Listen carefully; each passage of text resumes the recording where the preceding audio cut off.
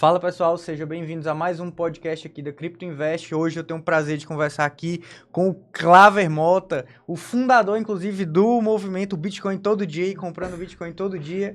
E ele está aqui para falar um pouco da história dele, a entrada ou a colocada ali, a dividida dele para o mercado de cripto, né? Não só do Perfeito. tradicional. E explicar um pouco para a gente sobre a visão dele em relação ao mercado tradicional e ao mercado cripto.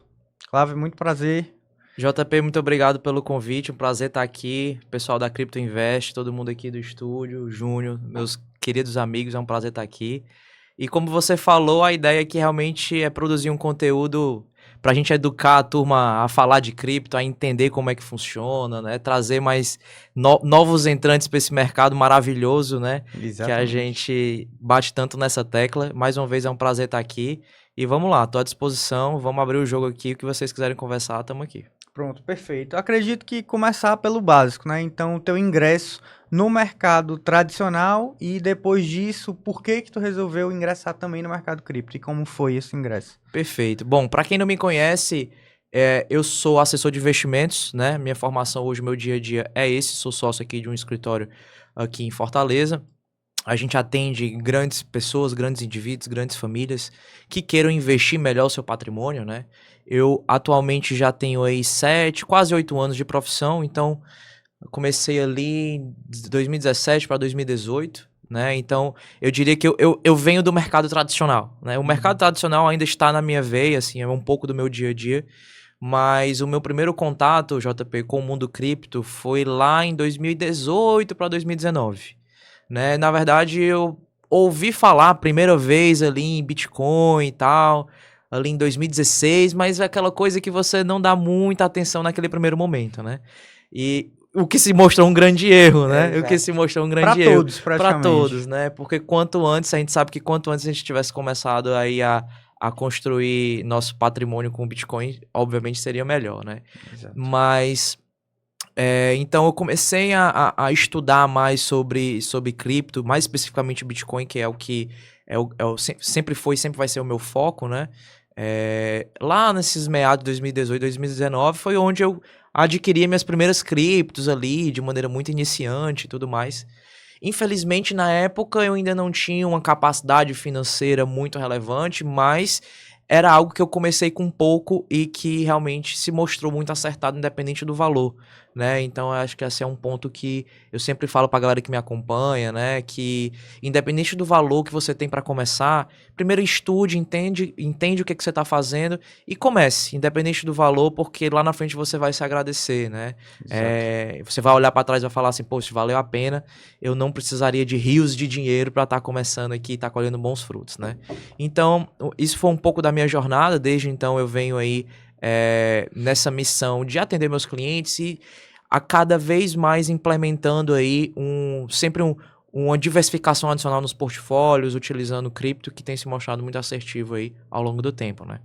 Perfeito. Então, eu acredito que, assim, uma coisa legal também para falar é o que que tu considera o teu maior acerto e o maior erro nessa migração aí do tradicional para cripto. Ou seja, o que que o Clave acha que as pessoas devem fazer e o que que elas devem evitar quando entrando no mercado? Cara, essa é uma pergunta muito excelente. E eu imagino assim, bom, pensando pra galera que tá começando a ter esse primeiro contato, né? Hoje a gente vive num mundo muito acelerado. A gente tem informação em todo canto, a gente tem. Você olha nas redes sociais, tem 1000 pessoas falando 1000 coisas. E eu acho que o mais difícil é a gente dar uma filtrada aonde a gente absorve conteúdo Perfeito. para realmente ter ali uma segurança no que você está fazendo, né? Então, acho que primeiro de tudo é você procurar se educar e entender de fato o que você está fazendo ali para não fazer besteira, porque afinal a gente está falando do seu dinheiro ali, do nosso suado dinheirinho, e a gente sabe que é muito importante a gente se empoderar de um conhecimento para depois querer ganhar dinheiro, digamos assim, né? Então, eu acho que é uma lição muito importante essa que fica da gente procurar realmente meios de informação, pessoas sérias que estão ali de fato procurando passar uma informação de qualidade, uma educação financeira ali de qualidade, independente se é uma educação financeira voltada para o mundo cripto, mas ou voltada para a educação financeira tradicional ali do mercado, né, digamos assim, né, mercado tradicional, tá? Eu acho que esse é um ponto muito importante, né? Você procurar conhecimento antes de se aventurar em uma moedinha da vez, antes de se aventurar numa plataforma que prometa alguma coisa, a gente sabe que Exato. não existe almoço grátis no mercado, então eu entendo muito que é você ter... Quando você entende o que você está fazendo, aquele negócio se torna mais seguro, né? Então acho que é muito por aí. E, bom, pensando agora num eventual erro, né, meu ao longo do tempo. Cara, eu só consigo pensar, é claro que, enfim, a gente erra bastante, né? Assim, eu sempre falo que o erro ele não é oposto ao sucesso. Na verdade, ele faz parte para você alcançar o sucesso. Então, eu sempre passo desse pressuposto, né? Então, eu diria que o meu maior erro lá atrás foi não ter estudado ou entendido, ter tido uma compreensão de fato do que é o Bitcoin, do que é ali o universo cripto, o que ele se propõe a resolver de problema hoje no mundo, né? Uhum. Então eu acho que o meu maior erro foi não ter começado antes. Assim, apesar de ter começado lá, como eu te falei, em 2018, 2019, mas eu diria que se eu tivesse sentado mais tempo na bunda na cadeira e estudado mais, eu teria aprofundado e teria tido mais segurança naquilo que eu estava fazendo e, consequentemente, aportado mais e estaria aí, Uhum. com certeza, colhendo mais frutos disso nesse momento, né? Perfeito. Então, basicamente, para resumir, a melhor coisa que a pessoa poderia fazer seria procurar as fontes confiáveis. E o maior erro foi não ter entendido a tecnologia, ou não ter buscado entender a tecnologia o quanto antes. Eu também falo justamente isso, que não tem nada errado em você não entender uma Isso. tecnologia, porque, enfim, as inovações elas vão acontecer e a gente não é obrigado a entender 100% de uma tecnologia nova.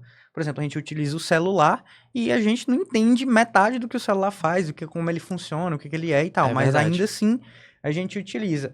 O importante é, pelo menos, a gente se educar um pouco. Então, pegando o exemplo aí do celular, eu não preciso estudar a fundo como é que ele funciona, mas todo mundo teve que aprender pelo menos a mandar mensagem, a gravar um Perfeito. vídeo, alguma coisa, né? Eu acredito que isso se assemelha muito ao Bitcoin. Então eu vou pegar o gancho aí, tu falou que não tinha entendido, o erro foi não ter entendido antes. O que é hoje o Bitcoin pra ti? Como é que tu enxerga ele? Tá, legal. Bom, eu enxergo hoje como, de fato, uma revolução, né? Assim, que a própria comunidade, os próprios usuários pela primeira vez em muito tempo, eles conseguem ser ali donos do seu próprio dinheiro, digamos Exato. assim. Né? Então, quando eu falo de Bitcoin, a gente tem vivido um momento até macroeconomicamente falando muito importante, né? A gente vai falar um pouco sobre isso, mas eu vejo muito eu associo muito o Bitcoin à liberdade, tá? Muito Perfeito. a liberdade seja o seu próprio controle do seu dinheiro, seja de você ir e vir e você realmente ter ali uma moeda, uma reserva de valor que seja realmente de fato descentralizada e não tem ninguém por trás ali querendo controlar, puxando as rédeas do que você deve ou não fazer, né? Então, Uhum. eu associo muito o Bitcoin com liberdade e as pessoas que entenderem isso quanto antes, melhor elas vão estar saindo na frente aí de muita gente. Perfeito, perfeito. Eu acho que essa pergunta ela puxa um gancho também para a adoção. Então eu queria saber, até do ponto de vista de alguém que era do mercado tradicional, como foi que tu presenciou toda essa adoção? Porque eu acredito que, assim, não só pela maioria das pessoas, mas principalmente pelo pessoal do mercado financeiro, no começo o Bitcoin não era muito bem quisto ali, né? Total. E aí eu quero saber, porque hoje a gente já vê BlackRock, por exemplo, Fidelity, Grayscale, já meio que colocando o pé ali. Os institucionais, Então, né? exato. Então, saber como foi, como é que tu presenciou também essa adoção, principalmente da parte institucional. Perfeito. Cara, assim, quando a gente olha para o mercado tradicional, eu percebo que em muito tempo houve realmente esse paradigma, esse estigma negativo sobre cripto. Seja por vários motivos. Seja porque a gente tinha uma pirâmide ali na esquina que se mascarava, os golpes que ele davam ali Uhum. nos seus investidores, nos seus clientes, dizendo que era algum tipo de cripto, alguma coisa do tipo. Então, gerava um estigma negativo, né? Ou seja, pela falta de descrença mesmo, assim, pela falta de conhecimento mesmo do mercado. Porque o que eu vejo? O mercado tradicional, ele é muito soberbo, ele é muito... o que eu sei há muito tempo e eu tô certo, vocês que estão errados, e aí não é dessa Vai vez que ser vai assim ser para sempre, diferente. né? Uhum. Exatamente, né? E eu acho que durante muito tempo eles demoraram a dar o braço a torcer para de fato entender o que é que tá acontecendo, entender o que é o Bitcoin e ver o potencial que ele tem, não só para melhorar o resultadozinho do fundo no próximo trimestre que ele tem lá de reporte para os seus investidores, mas para realmente não ficar de fora de uma situação que é inevitável de adoção, inevitável de reserva de valor, enfim, cada vez mais a gente tem visto os fundos, grandes fundos de pensão institucionais, até estados americanos pedindo aí, né, reserva estratégica em Bitcoin. Então, é muito o smart money, assim, no geral, ele não erra no sentido, assim, poxa, é uma alocação estrutural. Então, não é uma alocação que ele está pensando em ganhar dinheiro de hoje para amanhã. Ele quer realmente montar uma estratégia de longo prazo. Então, isso é muito positivo para a indústria. Eu acho que durante muito tempo eles tinham uma certa limitação até regulamentar ali, né, de não poder. E aí, agora que abriram-se as porteiras, né, digamos assim, né, ETF do Bitcoin e tudo mais, a gente tem visto um fluxo muito forte e eu acho que não vai parar por aí. Eu acho que a gente só tá no começo de um movimento que, assim, enfim, só tá no começo realmente.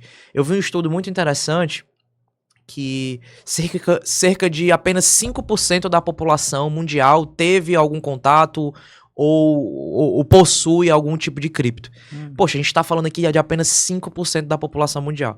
Quantas pessoas tem no mundo hoje? 7 bi, 8 bi pessoas, né? Então, tu imagina, hoje as pessoas têm a oportunidade de estar saindo na frente de 95% da população ainda que não conhece o mundo cripto, que não conhece o Bitcoin. Então, olha só o oceano azul, mar de oportunidade que você tem aí frente a um universo de pessoas aí que ainda não tem contato. Então, eu tenho visto que a gente ainda está num momento de adoção muito importante, mas ainda é só a ponta do iceberg, né? É só aquele gostinho que ainda de um movimento que ainda estruturalmente ainda não começou, né? Exatamente, a gente ainda tá bebendo água limpa. Exatamente, assim. Exatamente. Eu acredito também exatamente na mesma coisa, então... E, aí, mais uma vez, volto ao exemplo do celular, né? O bom do Bitcoin, das criptos, assim, as que têm fundamento, é justamente isso, é que ele só precisa que tu se exponha. Por exemplo, a pessoa ela pode comprar o Bitcoin e guardar sem ir atrás, tanto assim, pelo menos o Bitcoin, de pesquisar o que de fato ele é. Ela deve sim, óbvio, pesquisar. Mas é meio que como reserva de valor, ela não precisa entender nada. Ela simplesmente comprar e guardar, ela já está à frente de outras pessoas. Claro que se ela estudar, é mais ainda, né? Melhora. Com certeza. Mas isso é extremamente interessante, porque a gente vê a adoção de Bitcoin em países também subdesenvolvidos. Então, o pessoal tá com um câmbio ruim no país, acaba se protegendo com o Bitcoin. Pelo menos eu vi na Venezuela, inclusive, o pessoal cortando o cabelo e aceitando em Bitcoin já era uma forma de se proteger. Fugir daquele regime ali, né? Exatamente. Perfeito. Então, isso é uma forma, como você falou, de liberdade, né? Exato. Eu também, e acredito que a maioria das pessoas enxerga o Bitcoin como uma ferramenta de liberdade. Ele foi meio que criado com esse intuito. E é extremamente interessante. Bom, então falando nisso, sobre o Oceano Azul e o que vem pela frente, eu quero a tua visão sobre a recente reeleição do presidente Trump e o que isso impacta na tua visão para as criptos, toda essa política dele em relação às criptos. Tá. Muito interessante. Bom, no último dia 20 aí de janeiro, a gente teve a posse do Trump, né? Ele que deliberadamente é um cara pró-cripto, né? Ele possui até um portfólio aberto, né? Que vazou um dia desse aí na internet com as suas posições. E eu acho que, assim, a gente ter um presidente da maior economia do mundo, que, querendo ou não, os Estados Unidos possuem seus defeitos, mas, querendo ou não, ele é meio que a locomotiva ali econômica do mundo todo quando a gente olha ali para as nações, né? Então, as nações desenvolvidas. Então, isso é uma representatividade muito grande para o mercado e eu acho que as pessoas ainda não entenderam a fundo que a máquina, o potencial que ele tem na mão ali de estruturar, enfim, seja regulamentações, seja a construção de reserva estratégica de Bitcoin. Eu acho que ainda não está precificado tudo aquilo que pode ser feito aí nos próximos anos, né? Eu acho que isso é muito positivo. Agora, justiça seja feita. Ele, querendo ou não, apesar de gostar das políticas públicas dele ali, né? Ele é um cara muito agressivo nos seus negócios. Né? Quem já leu a biografia dele, quem já leu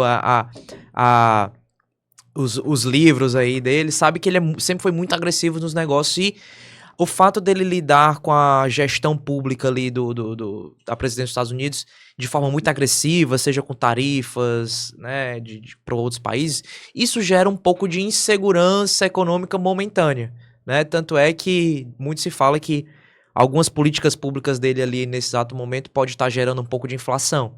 Se a gente tem inflação, o Fed tem dificuldade de cortar juros. Se o Fed tem dificuldade de cortar juros, o Bitcoin reage negativamente, né? Então, assim, no curto prazo, sempre vai haver ruído, né? Claro. Mas eu acho que, estruturalmente falando, as políticas que ele está começando a implementar, que eu acho que ele também está muito bem assistido em termos de equipe econômica, eu acho que realmente vai ser um divisor de águas aí para o universo cripto, sobretudo para o Bitcoin em si. Tá. Pronto, perfeito. Quanto a essa reserva de Bitcoin, a possível reserva, né? Eu tava vendo, se não me engano, foi ontem ou antes de ontem, que o DOGE lá, o Departamento de Eficiência Sim. Governamental, né? Do Elon, nosso Elon Musk. Elão da massa. Exatamente. Ele tá aparentemente aí descobrindo sobre a atual reserva americana. E, cara, se a última vez que foi auditado foi em 1974, segundo ele. 50 anos atrás, né? Sendo que 71 foi quando perdeu ali a paridade, né? No ouro, né? Com a pós-guerra do Vietnã, os caras imprimindo dinheiro e tal. E aí... Acho que foi o Reagan, foi? Acho que foi Tenho quase certeza que sim. Acho que foi quase certeza que sim.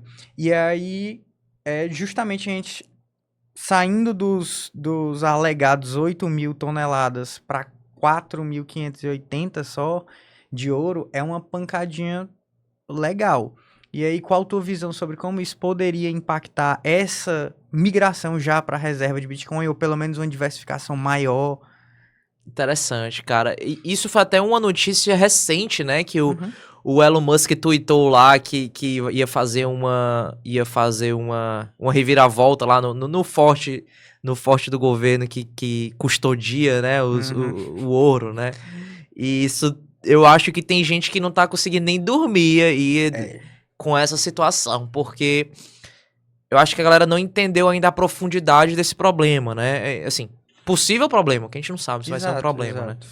Porque se ele vai lá e descobre que as reservas do governo americano em ouro não são tão robustas ou não estão da forma como deveriam estar, porque tem 50 anos que não auditam isso, né? Negligência ali. Exato, né? Porque é meio que... Não mexe no que tá quieto, não mexe no que tá quieto, mas quem sabe se não estavam mexendo ali, né? Então eu acho que é uma novela que não vai ser uma novela de poucos capítulos, não. Eu acho que a gente ainda vai ver aí algumas situações, alguns desdobramentos.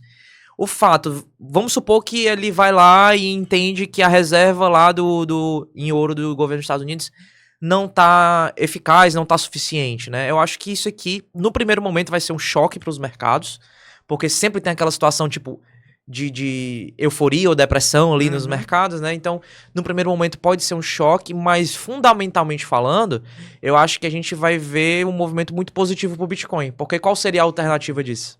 Bitcoin. Né? A gente imagina que seria o Bitcoin. Então, isso pode ser um catalisador pro governo americano falar, opa, beleza, então talvez seja isso a brecha que estava faltando pra gente institucionalizar ali uma reserva estratégica. Né? E justificar, exatamente, né? Então, eu acho que é um pouco disso, né?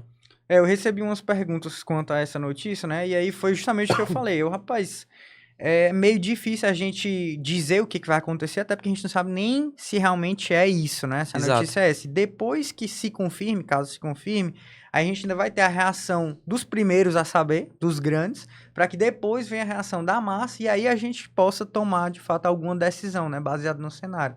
Então é extremamente ainda especulativo, mas, cara, caso se concretize, eu acredito que é um movimento que o pessoal de cripto, pelo menos, já acreditava, né? Justamente nessa não na falta de transparência, mas no enfraquecimento do dólar em si por conta da inflação, né? Eles começaram a imprimir realmente muito mais dólar do que tinha de reserva.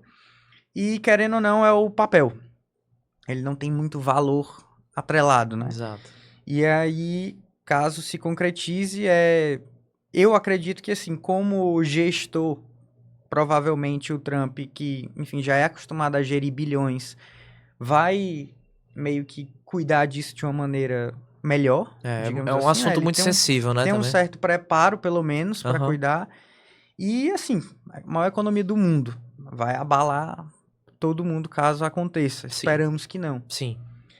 Mas é de fato a se pensar, né? E me diz uma coisa, como é que tu tá enxergando que vai ser esse ciclo? A gente Perfeito. falou aí da presidência, falou dos ETFs, Legal. e o que eu tô recebendo, só para complementar a pergunta, é que o pessoal tá falando, em relação às altcoins, então a gente não vai ter altcoin season, ou tem gente falando que o ciclo já foi, tipo, o Bitcoin bateu ali os cento e pouco e pronto, já foi essa alta, agora a Sim. gente já tá entrando no bear market de novo. Como é que tu enxerga isso? Cara, vamos lá. Então, qual é a minha visão pro ciclo atual? Eu tava até falando pra galera lá do Instagram que, assim, eu vejo muito que o ciclo atual é um ciclo muito mais maduro do que a gente teve nos últimos anos. E a ideia, estruturalmente falando, ele deve continuar se amadurecendo. O Bitcoin está se amadurecendo ao longo do tempo. Né? Então, eu entendo que esse ciclo é muito mais maduro, por quê? Porque hoje já se fala em reserva estratégica, hoje já se fala em empresas adotando, em ETF. Então, tudo isso traz uma solidez muito maior para o nosso querido Bitcoin, né? E sem contar que o quê? Hoje o Bitcoin está sendo um valor de mercado talvez perto dos 2 tri, 1,9 tri de dólares, né? Uhum. Então, é muito mais difícil um negócio de 1,9 tri de dólares subir 50, 100% do que algo que vale 300, né, estruturalmente falando. Então, é natural que os retornos históricos, quando a gente compara com o passado, digamos assim, né, sejam menores em termos de percentuais de valorização, né. Uhum. Então, assim, eu acho que nós estamos nesse quarto ano do ciclo, mas eu tô muito ainda pensando. Ainda estou muito otimista ainda pensando nesse ano. Eu acho que nós devemos sim ter uma pernada bem positiva ainda esse ano, né? Por tudo essa conjuntura e pelo momento de ciclo que a gente vive.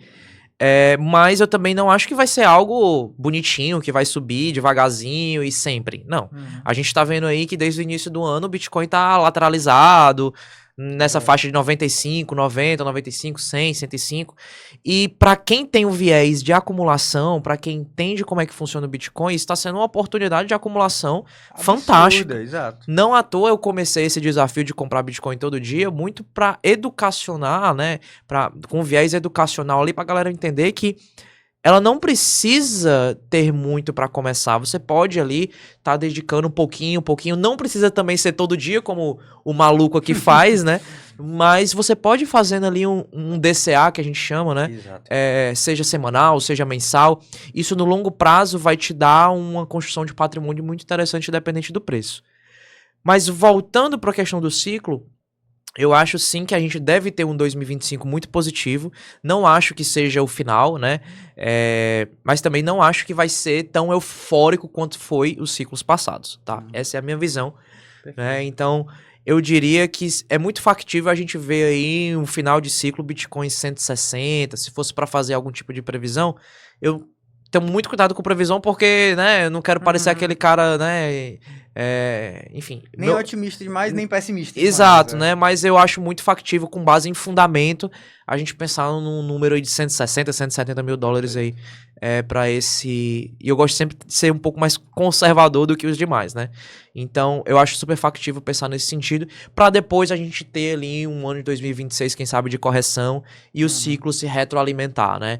E isso faz parte, isso é bom para a indústria, isso separa os homens dos meninos, isso é muito importante. Momentos de correção no mercado são muito importantes porque muita gente tem medo de correção e eu acho muito bom porque, além de ser uma oportunidade de você comprar mais barato, o mercado dá uma limpa na galera que tá alavancada, o mercado se torna mais maduro e ele abre espaço para continuar crescendo em momentos de correção. Então, para quem tem o mindset certo, que é o que eu sempre tento passar pra turma, é sempre um momento de oportunidade. É claro que você precisa entender o que você está fazendo, precisa entender qual é o problema que o Bitcoin resolve e precisa ter essa visão de longo prazo. Se você tiver esse mix, meu amigo, isso vai ser o investidor de sucesso, eu não tenho dúvida. Exato. Sempre vai voltar ali pro começo, né? Entender a tecnologia, procurar as fontes certas de conhecimento, procurar o conhecimento, Perfeito. de fato, e eu acredito que não tem erro. Eu também acho que o recomendável, assim, porque geralmente a gente toma muito cuidado quando recomenda alguma coisa em Exato. relação, principalmente em relação a cripto, Mas eu acredito que o recomendável que a gente pode falar sem medo é justamente o DCA. Então, explicar um pouquinho o que consiste ali, né, o DCA e, claro, é a estratégia que mais se mostra, assim, meio que ideal, Perfeito. principalmente para quem não vai estar ali todo dia acompanhando e tal e Exatamente. quer obter os lucros, ainda que, claro, o cara que pode estar acompanhando todo dia, ele vai ser mais propenso a pegar alguma pernada ali, meio que, não sei, por acaso, e aí ele acaba lucrando mais com quem do que quem está fazendo o DCA. Só que no longo prazo, que é o nosso foco, Uhum. o DCA vem se mostrando mais lucrativo, né? Perfeito. Eu acho assim, existem vários tipos de investidor. Existe aquele cara que ele tem tempo e energia e disposição para ficar ali no mercado, monitorando, tentando entender o melhor Uhum. momento de entrar e sair. Se você for muito bom, você consegue identificar ali alguma coisa ou outra que te faça se proteger em momentos de euforia, ou acelerar os aportes em momentos de queda. Isso é legal, isso, se você for muito bom, você pode gerar aí um retorno adicional bacana. Mas quando a gente está falando aqui da população média geral brasileira, a gente geralmente quer o quê? Quer ter paz ao investir, quer saber que você está fazendo a coisa certa. Deitar e dormir tranquilo. Cara, isso eu sempre falo para os meus clientes. A gente monta portfólio, a gente investe, seja no mercado tradicional e seja montando posição em cripto, para você dormir tranquilo. Isso não tem preço. É. Imagina, como é ruim você ter uma noite de sono mal dormida porque você tá com medo de um ativo XYZ que você tem na carteira. Então, eu sempre falo que isso é muito importante. E para fazer isso, o DCA se mostra uma alternativa, assim, um grande aliado nessa estratégia, né? Por quê? O que seria o DCA? O DCA é uma sigla para o inglês que é o Dollar Cost Average, né? Que é basicamente você fazer um preço médio ali Uhum. e comprando o ativo independente do preço que ele está ali na tela, com foco em acumulação. Quando você entende essa estratégia, entende que você consegue fazer ela, você, mesmo com pouco, que você consegue construir um patrimônio sólido ao longo do tempo, independente dessa loucura de notícia de sobe e desce de curto prazo, cara, é meio que um horizonte estrelado, cheio de nuvens, uma paisagem bonitinha aparecesse na sua frente e você fala: ah, agora eu tô entendendo, então eu consigo. O básico funciona e eu Uhum. consigo ter bons resultados fazendo o básico. E dormir E tranquilo. dormir tranquilo. Então, quando você entende isso, eu acho que o DCA ele se torna muito um aliado aí pra galera que, pô, porque em muitos dos casos o seu foco é o quê? O seu foco é trabalhar, é ganhar seu dinheiro. Isso ninguém vai tirar de você. Você realmente tem que fazer isso. É construir o seu negócio, é ser o melhor profissional possível para você ganhar mais, aumentar os seus aportes, né? Eu sempre bato muito nessa tecla que não tem almoço grátis, não tem fórmula mágica. É você realmente ter ali uma capacidade de geração de riqueza para você também aumentar os seus aportes e aumentar o potencial de construção de patrimônio através de um DCA no Bitcoin ao longo do tempo, né? Exatamente. Principalmente, né? Ao longo do tempo a gente sabe que posicionado tá seguro quem tá posicionado e o DCA só vai fazer essa quantidade aumentando Exato. sem ter, digamos assim, um risco de perder. Porque meio que se tu tá no preço médio, não interessa ali uma correção ou outra, se o preço médio for bem feito, você vai estar, assim, a posição vai estar legal, É. protegida, né? Digamos assim. O que eu acho legal também, JP, para complementar, é que é uma estratégia que eu uso e eu sempre recomendo lá, principalmente pra galera lá do curso, tem uma aula sobre isso. Eu sempre deixo um percentual em caixa. Em Uhum, USDT, em uhum, dólar, ou enfim, em fiat mesmo, uhum. em caixa. Por quê? Porque por mais que você tenha a estratégia de fazer um DCA, eu nunca, eu não vou dizer nunca, né? Mas geralmente eu não estou 100% alocado. Eu sempre tenho um percentualzinho de caixa. Por quê? Porque eu entendo que situações de volatilidade no mundo cripto sempre vão acontecer. Então são momentos como esse que eu vou lá, poxa, dou uma aceleradazinha no aporte porque o Bitcoin caiu 10%. Oportunidade, né? Isso é uma oportunidade, né? É um caixa não para uma reserva de emergência, mas para uma reserva de oportunidade, Perfeito. né? Então eu sempre deixo ali, é uma estratégiazinha que funciona muito bem. E é uma forma de eu estar sempre posicionado, mas, poxa, em momentos de volatilidade, que o mercado sempre vai premiar quem é paciente, Uhum. sempre vai ter momentos como esse, né? Você vai estar adquirindo ali, quem sabe, a um preço médio menor, porque você tem um caixa, uma oportunidade ali para aproveitar. Então, Melhora a posição, né? Na e verdade. eu acho que é uma estratégia bem interessante. É sempre você ter um bocadinho em caixa ali que eu acho que ajuda. Perfeito. Então, no caso, citando como exemplo, o começo ali do comprar Bitcoin todo dia, tu tava em um preço, já pegou essa janela de oportunidade, e aí, quanto ao aporte? Perfeito. Cara, isso é muito interessante, porque eu comecei a jornada de comprando Bitcoin todos os dias de 2025 como um desafio pessoal, mas como uma forma também de gerar um conteúdo na internet, né? O que eu não sabia é que o quê? O que eu não sabia é que no primeiro vídeo, em 1 de janeiro, simplesmente o vídeo ia viralizar e o meu Instagram ia praticamente ficar travado, né? Essa é uma história muito interessante, eu acho que vale 2 minutinhos pra gente contar essa história. Perfeito. Bom, eu tava no final de dezembro ali e diante da rotina muito louca que eu tenho, né? Eu falei, poxa, e se eu fizesse algo diferente pro ano de 2025? Algo voltado pro digital, algo voltado ali pra galera que já me acompanha, enfim, né? Ter essa presença no digital. E eu pensei, poxa, eu tava tomando banho, um negócio aleatório, assim. Geralmente eu fico pensando, viajando. Eu falei, cara, e se eu lançasse um quadro de comprando Bitcoin todos os dias de 2025?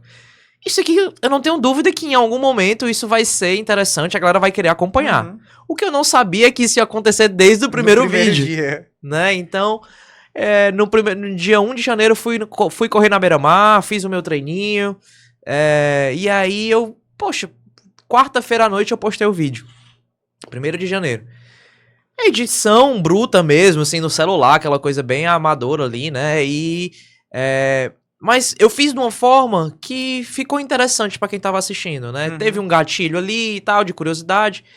E eu postei, e nos primeiros minutos, algumas pessoas começaram a me seguir. Né? E eu falei, tava até conversando com um amigo meu no WhatsApp na hora, eu falei, macho, eu acho que a galera gostou do vídeo. Porque já tem 3, 4, 5 pessoas me seguindo, eu não sei quem é esse pessoal. Uhum. E aí, mais alguns minutos, aí quando eu fui ver, eu tinha ganhado já 15 seguidores.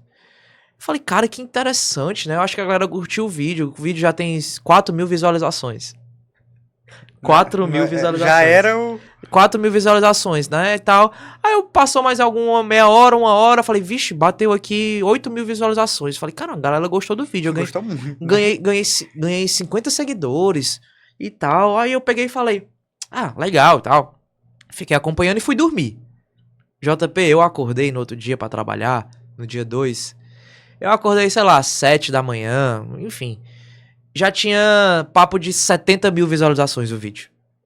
Isso, pra quem tá no Instagram, um Reels de 70 mil visualizações é um Reels relevante. Sim, com certeza. Tá, relevante.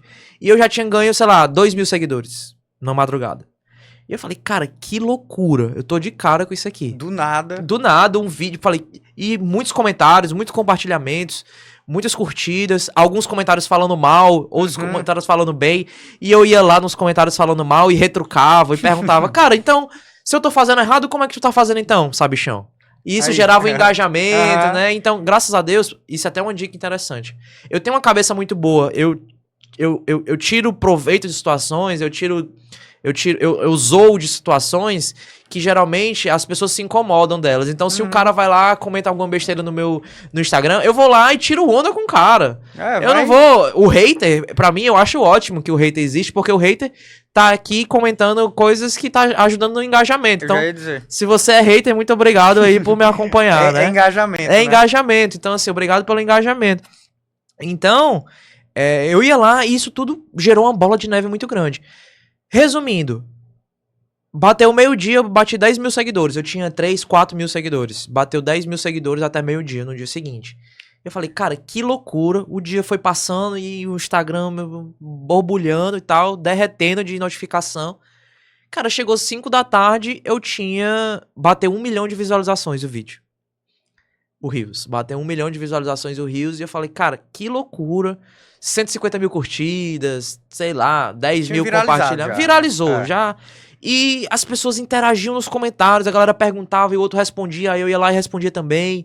E virou um ambiente muito legal. Resumindo, hoje, 1 mês e meio depois, o vídeo tem 4 milhões e 200 mil visualizações.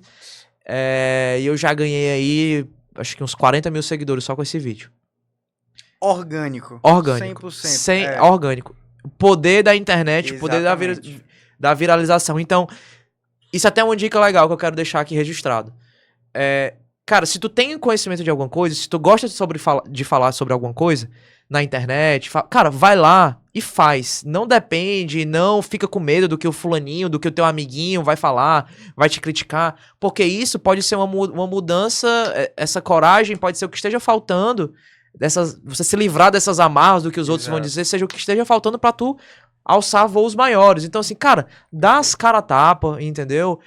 Ninguém paga suas contas, eu imagino. Então, vai lá, faz o que tu tem que fazer, compartilha o conteúdo, gera conteúdo, ensina pra galera o que tu tem pra ensinar. Tenho certeza que a turma aí em casa tem muita coisa pra ensinar aí, né? Então, gera o conteúdo, meu amigo, vá ser feliz, tenho certeza que uma hora vai valer a pena. O bom é isso, cara, é que a gente pensa que, assim, no começo, quando tá criando conteúdo, a gente pensa que o nosso é igual ao de várias pessoas e eu tenho que fazer melhor, ou, eu não consigo fazer melhor do que aquele.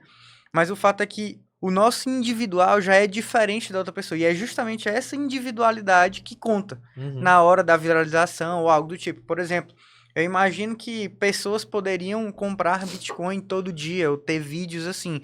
Mas na hora que vê o teu feito daquele jeito, a pessoa se identifica mais. E aí começa a compartilhar e tal. E essa é a mágica, né? De fato, do negócio. E o que eu acho legal também é que o que eu percebi, tá? O que eu percebi foi o seguinte, JP. Isso gerou uma curiosidade nas pessoas. O fato de você comprar Bitcoin todos os dias de 2025... Primeiro que a pessoa que não entende, ela vai achar, caramba, esse cara será que ele vai ter dinheiro pra comprar todo ano, todo dia do ano? Mas as pessoas às vezes não entendem que você consegue comprar frações ali, os satoshis e tudo mais, né? Você não precisa... Hoje, quanto é que tá valendo o Bitcoin? $95 mil, $96 mil, né? Isso dá quase 600 mil reais, né? 580, sei lá, 500 e tanto. As pessoas acham que eu preciso comprar um Bitcoin, meio milhão. Então, amigo, se eu tivesse o dinheiro pra comprar R$500 mil em Bitcoin todo dia, eu não estaria fazendo vídeo no Instagram. Pois é. Eu acho que eu tava numa ilha minha, deserta aí, né, com a minha família, né? Mas enfim, e aí, cara, um ponto que eu acho interessante é que eu acho que gerou a curiosidade, né? Gerou coisa. Será que esse cara vai ter dinheiro pra comprar todo dia? Será que esse cara vai ganhar ou vai perder dinheiro? Eu vou acompanhar ele. Exato. Eu vou acompanhar ele. Então, eu sei que tem muita gente aí torcendo a favor, enfim, torcendo positivamente. E eu sei que também tem gente falando, esse cara vai se dar mal. Eu acho que o Bitcoin vai cair, ele vai perder dinheiro. Cara, vocês têm que entender que eu não me importo se o Bitcoin cair no curto prazo. Exato. E essa é a lição que eu tento passar pro pessoal, né? Porque a gente sabe que no longo, que é onde o big money tá, é uma oportunidade e que se cair eu vou estar lá e aportando mais. Exatamente. Entendeu? Então essa é um pouco da minha visão. Desde o começo é assim, né? Então se a gente for ver lá de 2008, teve as suas quedas, 2009 teve as suas quedas, 10, 11, por aí vai. Só que no longo prazo não adianta. Tipo, quem comprou a centavos tá hoje com 93, 95 mil dólares por unidade. Tipo, o longo prazo ele vem se mostrando e pronto. Isso quem comprou, sei lá, no começo do ano, a 30 mil dólares de 2024, né? 30 mil dólares, já viu triplicar o valor. Então, sempre o foco é o longo prazo. Eu acredito que se tem alguma mensagem, né, que a gente não tem medo de passar, é UDCA. E 2, sempre foque no longo prazo, porque é o que vai te levar mais na frente, né? Como se fosse uma maratona. Se o cara for ali explodir de uma vez, ele vai se cansar e não vai conseguir terminar o percurso. Mas ele vai ali gradativo e assim é o mercado. Exatamente. E, curiosamente falando, assim, nesse teu exemplo, eu tô, coincidentemente, treinando para uma maratona nesse exato momento. Né? E o que você falou é muito verdade. Você não pode queimar etapa, você não pode querer ir com muito sede ao pote. Em muitos casos, você correr 42 km é difícil. Mas o que é mais difícil? É a prova em si ou passar 3, 4 meses treinando? Com certeza, passar 3, 4 meses treinando. Então, porque você acorda super cedo no sábado, você deixa de sair na sexta, você treina 4 vezes por semana, corre 70 km por semana. É muito mais árduo o processo do que o dia lá que você vai fazer os 42. Mas é isso que te molda, é isso que te faz um atleta melhor, é isso que te faz um investidor melhor, é o processo. Exatamente. É você passar por momentos de estresse no mercado e saber o que fazer. é você passar por momentos de euforia do mercado e não, calma, humildade, isso aqui que tá acontecendo, é isso aqui que tá, beleza. Então esse processo, o processo do treino, o processo da tua jornada como investidor, ele é muito mais importante do que um número que você vai ter lá guardado na sua wallet, né? Então, é claro que todo mundo quer ganhar dinheiro, quer ficar rico, quer ter a liberdade financeira, quer prover o melhor para sua família, mas em muitos dos casos, se você focar apenas no número ali no final do dia, você sempre vai estar sendo um insatisfeito. Agora eu preciso de mais, agora eu quero mais. Cara, aproveita um pouco da jornada também. Exatamente. É né? o clássico aproveita o processo. Exato. Né? E eu acredito que, agora pegando o teu exemplo aí da maratona, a gente passa por todo esse processo, então o investidor ele pode ter ali meses e meses, que é o que a gente tem que tomar cuidado, meses e meses construindo essa maturidade, no caso do teu exemplo, meses e meses se preparando para a corrida, e aí o que acontece, mas o que a gente não pode deixar acontecer é justamente o emocional no dia da corrida, digamos Sim, assim, que verdade. aconteceu alguma coisa no mercado e o cara simplesmente entrega todo o psicológico dele para aquilo e acaba fazendo errado. Então, no caso, acaba no dia da prova, o cara, putz, estou sentindo uma dor aqui, eu acho que acabou. E aí já entrega o psicológico, quando ele, na verdade, poderia ter se sobressaído, né? Cara, vamos lá, quando o psicológico não tá bom, você já começou perdendo, né? Então, assim, investir é mais psicológico do que financeiro. Quando você entende isso, o primeiro passo para você controlar as suas emoções é você entender elas no sentido assim, pô, eu sei que eu posso ter esse problema, então eu vou lá, então eu controlo elas e aí eu consigo ter uma autonomia melhor sobre o meu psicológico, né? Então, quando você entende isso, você evita cagada, você evita panicar, você evita ficar ganancioso demais. Então, isso é muito importante. O psicológico seja no esporte, seja no relacionamento, seja nos negócios, seja investindo. Cara, o psicológico é o mais importante do que você ter a melhor estratégia possível de investimento, em fazer qualquer tipo de cálculo matemático para tentar prever alguma coisa. Se você controla suas emoções, com certeza você vai construir um patrimônio de maneira bem sólida no longo prazo. Psicológico. E, além da construção, é manter o patrimônio. Porque se não tiver psicológico, não adianta. O cara chega num ponto e ele, simplesmente como a gente vê, infelizmente, casos ali de pessoas que o cara ganhou na loteria e ele simplesmente torra o dinheiro inteiro, né? Então, o psicológico não foi construído para aquele momento e aí acaba que não existe... Claro que tem a parte da gestão técnica ali, da pessoa não saber, mas também de psicológico, né? Total. E é isso, para manter precisa realmente ter o psicológico alinhado. E eu acho que a parte de cripto, esse psicológico ele tem que ser um pouquinho mais refinado, porque a volatilidade é maior e tal, e se não tiver, a gente realmente se entrega ali. Exatamente. Cara, e até trazendo um paralelo nesse ponto, eu me lembrou um assunto interessante. Eu lido diariamente com investidores, seja ele uma pessoa física, uma empresa, uma família, né? E geralmente a idade média do meu cliente é uma idade média maior do que eu comunico para os meus seguidores do Instagram, por exemplo. Então, eu tô falando aqui com um cliente que ele tem 40, 50 anos, já tem uma cabeça branca, por exemplo.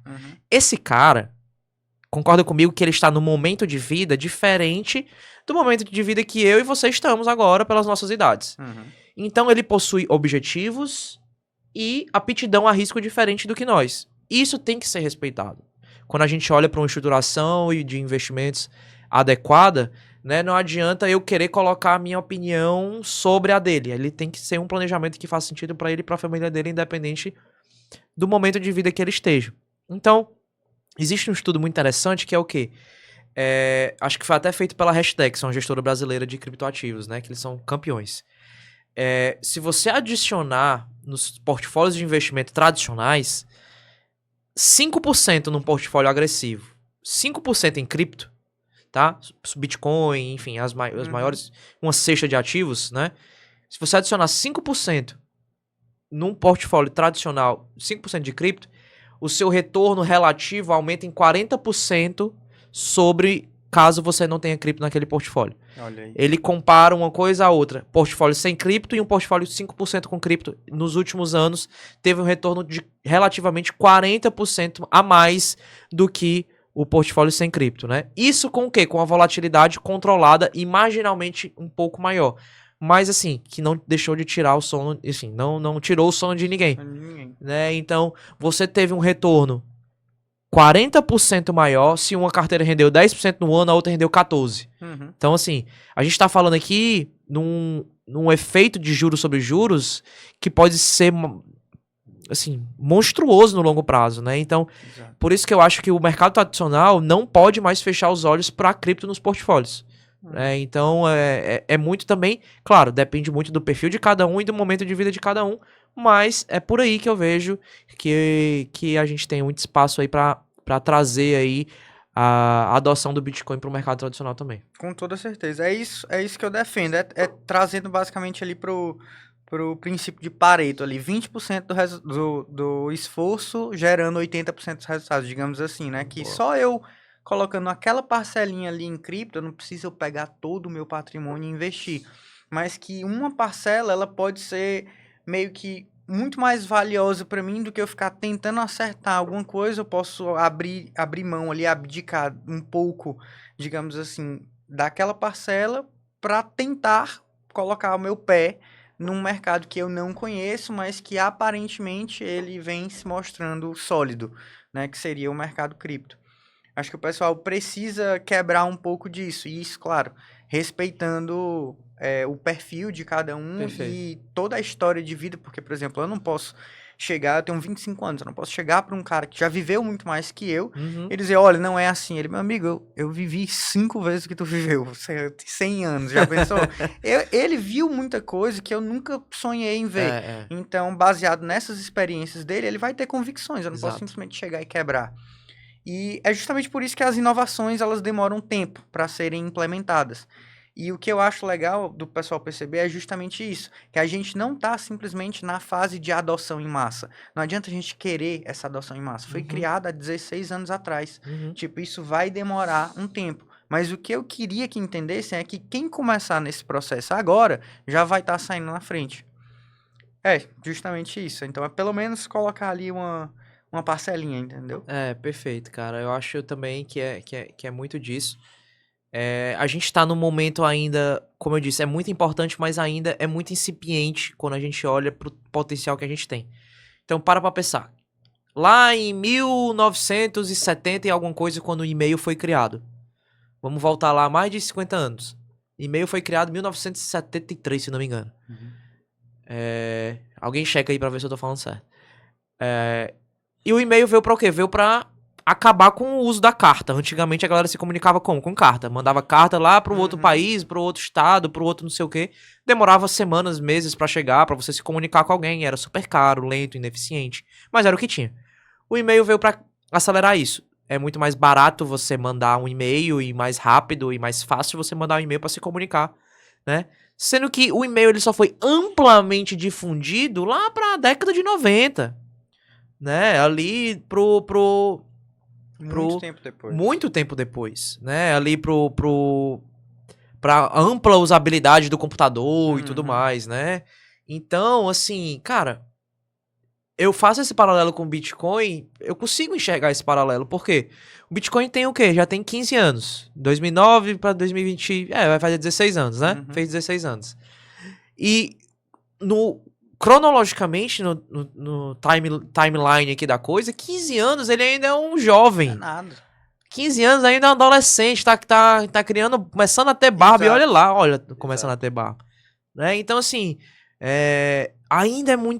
ainda tá muito cedo quando você entende isso. Imagina daqui a 10 anos. Imagina daqui a 20 anos. Imagina daqui a 30 anos.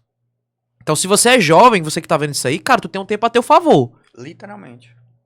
Então, assim, isso é muito bom, mas ao mesmo tempo não se acomode. Se mova, entenda, faça a sua reserva, compre Bitcoin, entendeu? Exato. Não precisa ser todo dia, mas compre Bitcoin. E aí você vai construindo a sua liberdade, que eu tenho certeza que lá na frente vai chegar.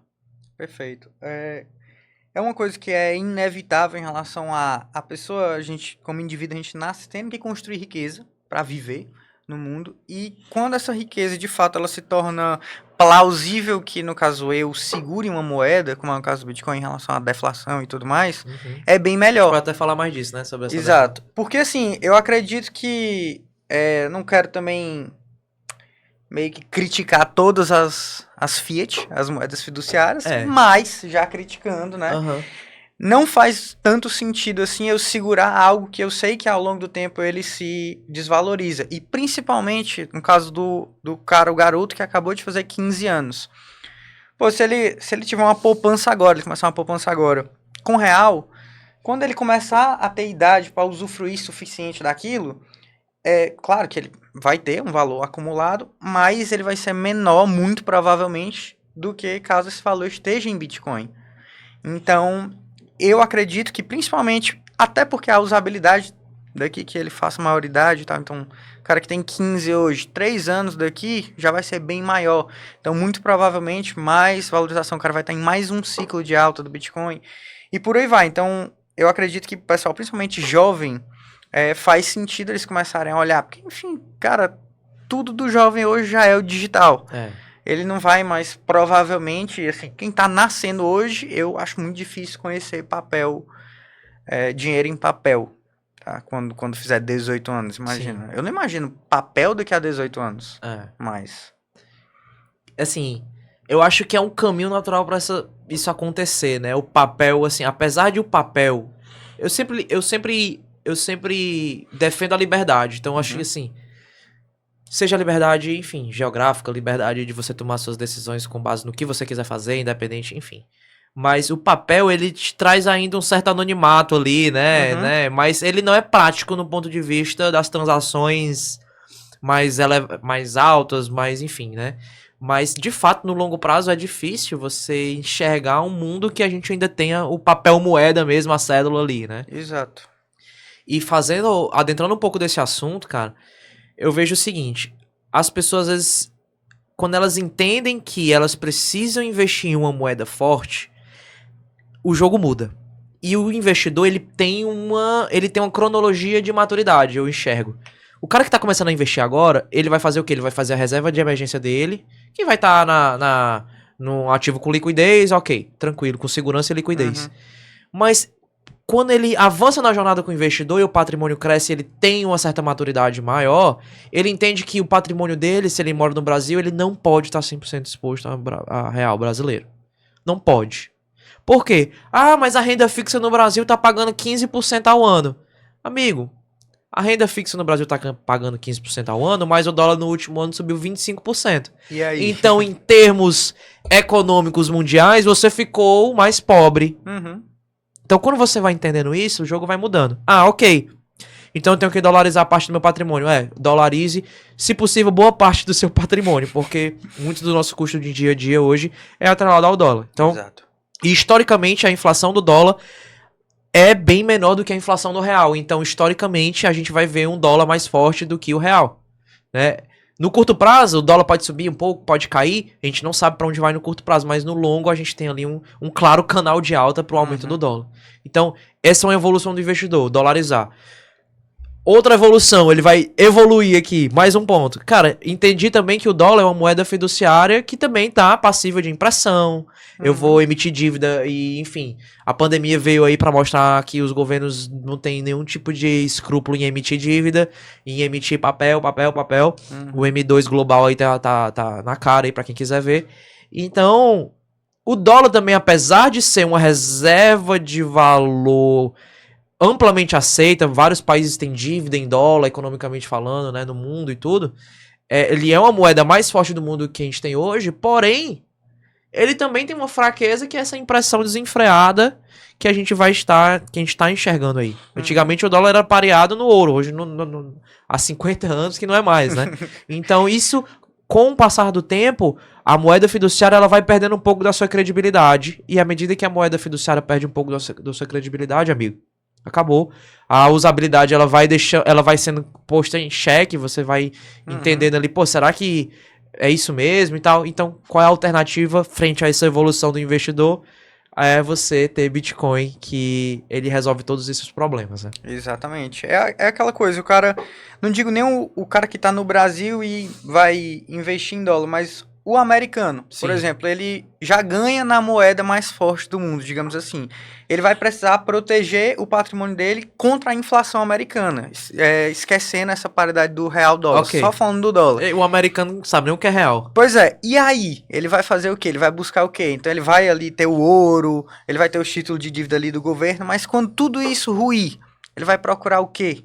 Então, é o que a gente está vendo nos Estados Unidos com os próprios estados, né? Eles estão procurando outra alternativa para a própria moeda e estão enxergando o Bitcoin como sendo, não digo que 100% essa alternativa, mas talvez o começo de enxergar que é uma alternativa já me satisfaz, pelo menos. E isso é muito bom, porque, Total. assim, não só eles, mas quanto mais pessoas perceberem, né, a gente vai ter um futuro melhor. Então, de fato, a gente tendo a possibilidade de aumentar o nosso patrimônio com o tempo, sem ter... Não sei nem como é que eu falo isso de uma maneira mais tranquila, mas sem ter interferências externas que podem desvalorizar o nosso patrimônio, entendeu? Sim, entendi perfeitamente. Exato. E eu acho assim, pô, o cara vai falar, eu vejo muito isso, assim. Hoje em dia, um carro popular no Brasil custa o quê? 50, Absurdo. 60 mil? Né? E antigamente esse valor você comprava um carro já de um semi-luxo ali, né? Exato. Um carro popular era 30, Exato. hoje é 60. Exatamente. Né? Ou mais. Ou até. mais, 70. Então, assim, eu tô sendo até conservador aqui, né? Cara, não me espanto se daqui a algum tempo, e talvez não muito tempo, o carro esteja valendo R$1 milhão, velho. Um carro popular. Não, é porque o carro é melhor? Não. É porque a nossa moeda... É a moeda. Né? Venezuelou, né? Então, assim, Exatamente. o rumo que o Brasil hoje tá tendo, assim, a gente tem sem falar de política, mas falando de economia, a gente tem aí um desconforto muito grande no fiscal, e tudo isso gera... O Brasil tem que emitir mais dívida porque o investidor tá desacreditado e tá pedindo mais taxa, aí ele vai emitindo mais dívida, e isso desvaloriza a moeda. E aí ele tira o dinheiro daqui também. Não, então assim, exatamente. O investidor incrédulo com a economia brasileira, ele vai e saca o dólar da economia brasileira. E o que é que acontece quando o investidor gringo saca o dólar do Brasil? O dólar sobe, porque tá mais escasso. Exato. Né? Então, cara, vira uma espiral muito negativa que a gente tem que tomar muito cuidado. Então, assim, é meio que... Pô, ninguém vai cuidar melhor do seu dinheiro do que você. Perfeito. Então, estude, entenda... compre Bitcoin mais uma vez, né? Então, no caso, a gente está falando aqui sobre muita coisa de economia. Aí volto pro exemplo do celular. Não precisa entender sobre o que a gente está falando aqui. Só vai comprando Bitcoin. Pronto, você está se protegendo contra tudo isso que a gente está falando só pelo fato de estar ali posicionado. Daqui a 10 anos prazo. Tu manda uma mensagem pra gente pra dizer se deu certo ou não. Se valeu ou não. Né? Então é muito por aí, cara. É muito por aí. Pronto, perfeito. Pois, Cláudio, acredito que seja isso. Mais uma vez, foi um prazer imenso te ter aqui conversando. Prazer é todo meu. Eu acredito que o pessoal também tenha tirado insights valiosos aqui da conversa. E é isso, pessoal. Vamos ficando por aqui. Até a próxima.